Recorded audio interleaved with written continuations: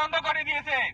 এবং অত্যন্ত দুঃখের বিষয় আমাদের ব্রাকসু তার থেকে আলাদা না, তারা আমাদের ব্রাকসু বন্ধ নানা ধরনের ইনডাইরেক্ট ডাইরেক্ট ভিন্ন ধরনের প্রচেষ্টা চালিয়েছে এবং আমাদের ব্রাকসু তারা বন্ধ করে দিয়েছে। তাদের জেনে রাখা উচিত এ প্রজন্ম ধুলে ঘটিয়েছে শিক্ষার্থীদের অধিকার আদায়ে কেউ যদি বাধা হয়ে দাঁড়ায় তারা কিভাবে সমূলে নিশ্চিত হয়, তাদের এখান থেকে শিক্ষা নেওয়া উচিত।